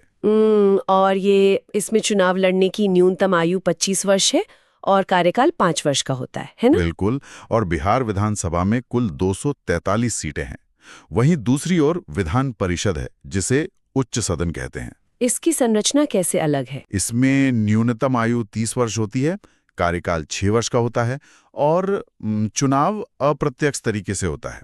बिहार विधान परिषद में सीटों की संख्या 75 है। देखिए, ये 243 और 75 सीटों का जो आंकड़ा है ना, ये परीक्षा में अक्सर पूछा जाता है, इसे जरूर याद रखें। लेकिन मेरे मन में यहाँ एक तार्किक सवाल आ रहा है। पूछिए। जब भारत के ज्यादातर राज्यों का काम एक सदन से चल जाता है, तो बिहार जैसे राज्य में 2 सदनों के होने का क्या प्रशासनिक महत्व है? मतलब क्या ये खर्चीला नहीं है? ये एक बहुत ही तीखा लेकिन जरूरी सवाल है। अक्सर द्विसदनीय व्यवस्था की आलोचना होती है, लेकिन इसके 2 बहुत बड़े प्रशासनिक फायदे हैं। अच्छा, वो क्या? पहला फायदा है व्यापक प्रतिनिधित्व। विधानसभा में सिर्फ राजनीतिक दल के लोग आते हैं, लेकिन विधान परिषद में शिक्षकों, स्नातकों और स्थानीय निकायों के प्रतिनिधियों के लिए विशेष सीटें आरक्षित होती हैं। ओह, मतलब समाज के बौद्धिक और जमीनी स्तर के लोगों को सीधे अपनी बात रखने का मौका मिलता है। बिल्कुल। और दूसरा बड़ा कारण है हड़बड़ी में बनने वाले कानूनों पर रोक लगाना, एक कूलिंग ऑफ पीरियड। जैसे अगर विधानसभा में किसी भावुक मुद्दे पर जल्दबाजी में कोई बिल पास हो जाए। हाँ, तो जब वो बिल विधान परिषद में जाता है तो वहां उस पर ठंडे दिमाग से और अधिक गहराई से चर्चा होती है। ये एक ब्रेकिंग सिस्टम की तरह काम करता है। ये तो बात हुई कानून बनाने और लागू करने की। लेकिन अगर कोई इन कानूनों को ना माने तो सिस्टम को सही दिशा में रखने के लिए न्यायपालिका कैसे काम करती है? इसके लिए राज्य की न्यायपालिका का ढांचा समझना होगा। पिरामिड में सबसे ऊपर होता है पटना उच्च न्यायालय, यानी पटना हाई कोर्ट। यह सर्वोच्च अपीलीय न्यायालय है। और यहाँ तैयारी करने वालों के लिए एक बहुत ही महत्वपूर्ण तथ्य है। पटना उच्च न्यायालय की स्थापना 3 फरवरी 1916 को हुई थी। हाँ, 3 फरवरी 1916। ये परीक्षा उपयोगी तथ्य है, इसे नोट्स में एकदम अंडरलाइन कर लें। और हाईकोर्ट के नीचे क्या होता है? उसके नीचे हर जिले में जिला और सत्र न्यायालय होते हैं। यहाँ एक तकनीकी अंतर है जो अक्सर कंफ्यूज करता है। कैसा अंतर? जब कोई न्यायाधीश सिविल मामलों जैसे जमीन विवाद की सुनवाई करता है तो उसे जिला न्यायाधीश कहते हैं। और जब वही न्यायाधीश आपराधिक मामलों जैसे चोरी या हत्या की सुनवाई करता है तो उसे सत्र न्यायाधीश यानी सेशंस जज कहते हैं। अच्छा, वर्गीकरण बहुत स्पष्ट है। इसके अलावा कुछ स्वतंत्र संवैधानिक निकाय भी तो होते हैं ना, जैसे बीपीएससी यानी बिहार लोक सेवा आयोग। बिल्कुल, जिसका काम राज्य सिविल सेवाओं में भर्ती करना है। और इसी श्रृंखला में एक और बेहद अहम निकाय है राज्य चुनाव आयोग। और अगर हम इसे बड़े परिप्रेक्ष्य में देखें तो यहाँ अक्सर एक भ्रांति होती है। एकदम सही कह रही हैं आप। जब भी चुनाव का नाम आता है, लोग सोचते हैं कि राज्य चुनाव आयोग राज्य के विधानसभा चुनाव करवाता होगा। हाँ, सुनने में तो ये लॉजिकल लगता है। लेकिन ऐसा नहीं है। विधानसभा, विधान परिषद और लोकसभा, इन तीनों के चुनाव भारत का चुनाव आयोग करवाता है। तो फिर राज्य चुनाव आयोग क्या करता है? इसका काम पंचायत और नगर निगमों के चुनाव करवाना है। अरे वाह, ये तो एक आहा मोमेंट है। ये याद रखना चाहिए कि राज्य चुनाव आयोग सिर्फ स्थानीय चुनाव करवाता है। हाँ। अच्छा, एक पद महाधिवक्ता का भी होता है ना? हाँ, एडवोकेट जनरल। मान लीजिए सरकार की किसी नीति को हाई कोर्ट में चुनौती मिल गई, तो कोर्ट में सरकार की तरफ से बहस कौन करेगा? कोई मंत्री तो जाएगा नहीं। बिल्कुल। तो संविधान ने महाधिवक्ता का पद बनाया है, जो राज्य सरकार का सर्वोच्च कानूनी सलाहकार होता है। तो अब तक हमने राजधानी पटना के स्तर पर होने वाले काम समझ लिए हैं, लेकिन अगर हम जमीनी स्तर पर आएं, तो मेरी कल्पना में ये पूरा ढांचा शरीर के नर्वस सिस्टम की तरह है। नर्वस सिस्टम वो कैसे? मतलब दिमाग यानी सचिवालय ने कोई नीति बनाई तो वो राज्य के किसी सुदूर गांव तक कैसे पहुंचती है? वो नसों के जरिए ही जाएगी ना? ये उपमा बहुत सटीक है। अगर हम बिहार के प्रशासनिक ढांचे को देखें, तो ये 5 स्तरों का एक पिरामिड है। सबसे ऊपर है राज्य। प्रमंडल के नीचे आते हैं 38 जिले। ठीक है, 38 जिले। जिलों को बांटते हुए 101 अनुमंडल यानी सब डिवीजन बनाए गए हैं, और पिरामिड के सबसे निचले स्तर पर 534 प्रखंड यानी ब्लॉक्स होते हैं। मतलब एक राज्य, 9 प्रमंडल, 38 जिले, 101 अनुमंडल और 534 प्रखंड। लेकिन इस पिरामिड में अधिकारियों की भूमिका क्या है? जिला स्तर पर तो जिलाधिकारी या डीएम होता है। हाँ, जो कानून व्यवस्था और राजस्व देखता है। लेकिन डीएम के आदेशों को जमीन तक पहुंचाने के लिए अनुमंडल स्तर पर एसडीओ की भूमिका होती है। अनुमंडलाधिकारी, जो जिले और प्रखंड के बीच की कड़ी है। बिल्कुल। और असली काम प्रखंड स्तर पर होता है। यहाँ 2 अहम अधिकारी होते हैं, डीडीओ और बीडीओ। डीडीओ यानी आहरण एवं संवितरण अधिकारी। इसका क्या काम है? तो राज्य के खजाने से फंड निकालने का अधिकार डीडीओ के पास होता है, और एक बार पैसा आ गया तो जमीनी योजनाओं का क्रियान्वयन बीडीओ यानी ब्लॉक डेवलपमेंट ऑफिसर करवाता है। तो इसका मतलब क्या हुआ? मतलब डीडीओ और बीडीओ ही वो वास्तविक इंजन है जो राज्य के फंड को विकास में बदलते हैं। एकदम सही। लेकिन सिर्फ अधिकारियों से काम नहीं चलता, इसलिए पंचायती राज व्यवस्था है। ये त्रिस्तरीय जमीनी सरकार है। हाँ, 73वां संविधान संशोधन। इसमें जिला स्तर पर जिला परिषद, प्रखंड स्तर पर पंचायत समिति और ग्राम स्तर पर ग्राम पंचायत होती है। तो इस पूरे मास्टर ब्लूप्रिंट का प्रवाह एक कहानी जैसा है। विधानसभा में कानून बनता है, सचिवालय में नीतियां बनती हैं, जिलाधिकारी निर्देश देते हैं, और डीडीओ बीडीओ प्रखंड में फंड संभालते हैं, और अंततः ग्राम पंचायत से जनता तक लाभ पहुंचता है। ये बहुत ही स्पष्ट है। तो चलिए, क्लास खत्म होने से पहले कुछ रैपिड फायर तथ्यों को बुलेट पॉइंट स्टाइल में दोहरा लेते हैं। बिल्कुल। बिहार में लोकसभा सीटें कितनी हैं? 40। और राज्यसभा सीटें? 16। इसे जरूर याद रखें। और जिले 38 हैं, प्रमंडल 9 है। अनुमंडल 101 और कुल प्रखंड 534। ये आंकड़े परीक्षा के लिए बेहद जरूरी हैं। तो आज हमने सिर्फ कुछ पन्ने नहीं पलटे, बल्कि पूरे राज्य को चलाने वाले इस विशाल इंजन को खोलकर देखा है। ये जानकारी सिर्फ परीक्षा के लिए नहीं, एक जागरूक नागरिक बनने के लिए भी जरूरी है। हाँ, और एपिसोड का अंत में एक सवाल के साथ करना चाहूंगा। हाँ।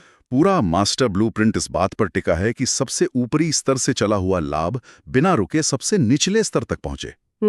लेकिन आपको क्या लगता है, जब एक फाइल सचिवालय से निकलकर प्रखंड तक पहुंचती है, तो क्या वो कागजों का सफर और जमीनी हकीकत आपस में मेल खाते हैं? ये सोचने वाली बात है। एक भावी अधिकारी के रूप में यह सवाल खुद से जरूर पूछना चाहिए। में दिए गए इस संदेश के साथ अपनी तैयारी को नई दिशा दें और रिवीजन करते रहें।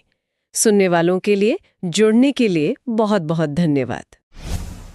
अगर मैं कहूं कि एक ऐसा राज्य जिसे अक्सर आर्थिक चुनौतियों और पिछड़ेपन के नजरिए से देखा जाता है, वो असल में अपनी नियमित कमाई और खर्च के संतुलन के मामले में देश के कई तथाकथित अमीर राज्यों से भी बेहतर स्थिति में है, तो क्या ये बात आसानी से गले उतरेगी? शायद बिल्कुल नहीं। ज्यादातर लोगों को तो यही लगेगा कि ये कोई मजाक है। हाँ, वही ना। अक्सर जब अर्थव्यवस्था या राज्य के बजट की बात होती है, तो दिमाग में बस भारी भरकम दस्तावेजों, प्रतिशत के निशानों और एकदम उबाऊ आंकड़ों की तस्वीर उभरती है। ऐसा लगता है जैसे किसी भूल भुलैया में आ गए हों। बिल्कुल, और इसीलिए अर्थशास्त्र कई बार बहुत नीरस लगने लगता है। सही कहा। लेकिन क्या हो अगर हम एक राज्य के बजट को महज कुछ पन्नों के गणित की तरह न देखकर उसे एक बैंक स्टेटमेंट या फिर किसी की निजी डायरी की तरह पढ़ें? क्योंकि जब हम आंकड़ों के पीछे की मंशा को टटोलते हैं ना, तो हमें सिर्फ संख्याएं नहीं दिखती, बल्कि उस राज्य की नीयत और इसके भविष्य के कई चौंकाने वाले राज खुलते हैं। एकदम सही बात है। तो आज हमारी इस गहरी चर्चा यानी इस डीप डाइव के केंद्र में है बिहार अर्थव्यवस्था 2018-19 के प्रमुख आंकड़े। चलिए इसे थोड़ा आसान भाषा में समझते हैं। और ये बजट को देखने का एक बहुत ही शानदार नजरिया है। देखिए, अर्थशास्त्र असल में सिर्फ संख्याओं का विज्ञान नहीं है, बल्कि ये मानव व्यवहार और सरकारी प्राथमिकताओं का विज्ञान है। बिल्कुल। जो लोग राज्य के प्रशासन को समझने की कोशिश कर रहे हैं या मतलब जो प्रतियोगी परीक्षाओं की तैयारी कर रहे हैं, उनके लिए ये विषय सिर्फ रटने वाली जानकारी नहीं होनी चाहिए। हाँ, अक्सर एग्जाम्स के लिए बस डेटा रट लिया जाता है। वही तो अक्सर देखा गया है कि बीपीएससी या पीसीएस जैसी परीक्षाओं में इन आंकड़ों को रटने पर ही जोर दिया जाता है। लेकिन आज हमारी इस चर्चा का उद्देश्य उस रटने वाली प्रवृत्ति को तोड़ना है। मतलब हम आज इसके पीछे का लॉजिक समझेंगे। जी, हम इन भारी भरकम शब्दों के पीछे के क्यों और कैसे की परतों को खोलेंगे, क्योंकि जब तक ये समझ नहीं आएगा कि कोई आंकड़ा ऐसा क्यों है, तब तक राज्य की असली आर्थिक तस्वीर तो अधूरी ही रहेगी ना। बिल्कुल। और परीक्षा में कोई भी घुमावदार सवाल आ गया तो वो छूट जाएगा। बिल्कुल सही कहा आपने। तो चलिए इस जटिल लगने वाले विषय को थोड़ा डिकोड करते हैं। इस चर्चा की शुरुआत बुनियादी सवाल से करते हैं। अगर हमें किसी भी राज्य की वित्तीय सेहत मतलब उसकी फाइनेंशियल फिटनेस को मापना हो तो उसका सबसे पहला पैमाना क्या होना चाहिए? वो कौन सा थर्मोमीटर है जो बताता है कि अर्थव्यवस्था स्वस्थ है या बीमार? किसी भी राज्य की वित्तीय सेहत को मापने का जो सबसे पहला और अहम पैमाना होता है ना, उसे अर्थशास्त्र की भाषा में राजस्व अधिशेष यानी रेवेन्यू सरप्लस कहते हैं। Revenue surplus? हाँ, अच्छा। हाँ। इसे अगर बिल्कुल सामान्य शब्दों में समझें तो ये तब होता है जब राज्य की राजस्व प्राप्तियां उसके राजस्व व्यय से अधिक हो जाती हैं। मतलब कमाई खर्चे से ज्यादा हो। बिल्कुल। इसे थोड़ा और खोलते हैं। राजस्व प्राप्तियों का मतलब है वो पैसा जो सरकार के पास नियमित तौर पर आ रहा है, जैसे टैक्स हो गया, केंद्र से मिलने वाला हिस्सा हो गया या कोई फीस हो गई। और दूसरी तरफ राजस्व व्यय सरकार का वो रोजमर्रा का खर्च है जिसके बिना प्रशासन चल ही नहीं सकता, जैसे कर्मचारियों की सैलरी, पेंशन या फिर पुराने कर्जों पर दिया जाने वाला ब्याज। अच्छा, तो जब आपकी नियमित कमाई आपके इन रोजमर्रा के खर्चों से ज्यादा होती है तो जो शुद्ध बचत हाथ में आती है वही राजस्व अधिशेष है, राइट? एकदम सही पकड़े हैं आप। तो मतलब अगर मैं इसे रोजमर्रा की जिंदगी के एक उदाहरण से जोड़ूं तो क्या हम कह सकते हैं कि जो राजस्व व्यय है वो गाड़ी में पेट्रोल भरवाने और सर्विसिंग कराने जैसा है? मतलब ये गाड़ी को बस चलते रहने देता है, कोई नई संपत्ति नहीं बनाता। हाँ, बिल्कुल सटीक एनालॉजी है ये। और राजस्व प्राप्तियां आपकी मासिक सैलरी है। तो अगर आपकी सैलरी आपके पेट्रोल और घर के राशन के खर्चे से ज्यादा है तो आप एक सुरक्षित स्थिति में है। ये तो 100 रुपए कमाना और 80 रुपए खर्च करके 20 रुपए बचाने वाली बात हो गई। जी, और इसी पैमाने पर जब हम बिहार को देखते हैं ना, तो स्थिति काफी सकारात्मक दिखाई देती है। 2018-19 के अनुमानों के मुताबिक बिहार का राजस्व अधिशेष 21,312 करोड़ रुपए है। अरे वाह, 21,312 करोड़? हाँ, और जो लोग परीक्षाओं की तैयारी कर रहे हैं उनके लिए ये तथ्य अक्सर पूछा जाता है। इसे जरूर याद रखें। अगर हम इस रकम को राज्य के सकल घरेलू उत्पाद यानी जीएसडीपी के प्रतिशत के रूप में देखें तो ये जीएसडीपी का 4.13% बैठता है। 4.13%? ये तो मतलब काफी हेल्दी आंकड़ा है। बिल्कुल, आर्थिक विश्लेषण के नजरिए से ये बहुत ही स्वस्थ आंकड़ा माना जाता है। लेकिन एक मिनट, 21,312 करोड़ रुपए की शुद्ध बचत, और वो भी रोजमर्रा के सारे खर्चे पूरे करने के बाद, ये हासिल कैसे हुआ? क्योंकि पहले तो राज्य सरकारें सैलरी देने तक के लिए कर्ज लेती थी। आपने बिल्कुल सही नब्ज पकड़ी है। एक दौर था जब राज्यों को अपने रोजमर्रा के खर्चे पूरे करने के लिए भी उधार लेना पड़ता था, जिसे राजस्व घाटा या रेवेन्यू डेफिसिट कहते हैं। हाँ, वही तो। लेकिन इस तस्वीर को बदलने में 14वें वित्त आयोग यानी 14th फाइनेंस कमीशन की एक बहुत बड़ी भूमिका रही है। आयोग का एकदम स्पष्ट निर्देश था कि राज्यों को अपना राजस्व घाटा पूरी तरह समाप्त करना चाहिए। अच्छा, मतलब ये ऊपर से ऑर्डर था? जी, कारण बहुत सीधा था। अगर आप अपना घर चलाने के लिए ही कर्ज ले रहे हैं तो आप कभी तरक्की नहीं कर सकते। बिहार ने सफलतापूर्वक इस लक्ष्य को हासिल किया है और वो राजस्व अधिशेष की स्थिति में है। तो ये तो सुनने में बहुत अच्छा लगता है, लेकिन क्या तस्वीर इतनी ही सीधी है? मेरा मतलब है, अगर राज्य के पास इतनी बचत है तो फिर सरकार को अभी भी उधार लेने की जरूरत क्यों पड़ती है? अखबारों में तो अक्सर कर्ज की बात होती रहती है। और यहीं से हमारी चर्चा में राजकोषीय घाटे यानी फिस्कल डेफिसिट की अवधारणा आती है। देखिए, एक सरकार का काम सिर्फ अपनी प्रशासनिक गाड़ी को धक्का लगाना नहीं होता, उसे विकास भी करना होता है। बिल्कुल। उसे नए स्कूल, अस्पताल, फ्लाईओवर्स और पावर प्लांट्स भी बनाने होते हैं। इसे अर्थशास्त्र में पूंजीगत व्यय या कैपिटल एक्सपेंडिचर कहते हैं। ये वो खर्च है जो भविष्य के लिए नई संपत्तियां बनाता है। समझ गया। तो आपके 21,000 करोड़ का अधिशेष अच्छा है, लेकिन जब आपको पूरे राज्य में बुनियादी ढांचा खड़ा करना हो ना, तो ये रकम ऊंट के मुंह में जीरे के समान हो जाती है। अच्छा, तो ये राजकोषीय घाटा तब होता है जब सरकार कहती है कि हमारी बचत विकास में लग गई, लेकिन हमें और अस्पताल बनाने हैं, इसलिए अब हमें उधार लेना पड़ेगा। जी, तकनीकी भाषा में कहें तो राजकोषीय घाटा तब होता है जब कुल व्यय कुल प्राप्तियों से अधिक हो जाता है। ये सरकार की कुल उधारी की आवश्यकता को दर्शाता है, जिससे कुल देनदारियों में वृद्धि होती है। तो उधारी की स्थिति असल में है क्या, अगर हम आंकड़ों पर नजर डालें तो? इसके लिए आंकड़ों की तुलना करनी होगी। अगर हम 2017-18 के संशोधित आंकड़ों को देखें तो ये घाटा बहुत अधिक था। ये लगभग 34,958 करोड़ रुपया था। अरे बाप रे। हाँ, जो कि राज्य के जीएसडीपी का 7.5% बैठता है। 7.5%, ये तो बहुत ज्यादा है। बहुत ज्यादा था, लेकिन असली कहानी 2018-19 के अनुमानों में सामने आती है। इसमें भारी सुधार देखने को मिला। ये घटकर सिर्फ 11,204 करोड़ रुपए रह गया, जो जीएसडीपी का मात्र 2.17% है। वाह, 7.5 से सीधा 2.17%। हाँ, और यहाँ 14वें वित्त आयोग की सीमा याद रखनी चाहिए। सामान्य निर्धारित सीमा जीएसडीपी का 3% है। तो मतलब बिहार 2018-19 में इसके सुरक्षित भीतर है। बिल्कुल सुरक्षित भीतर है। और हाँ, राज्य को 0.5% की अतिरिक्त छूट भी मिल सकती है, बशर्ते वो अपने ऋण और ब्याज भुगतान को एक विशेष स्तर तक बरकरार रखे।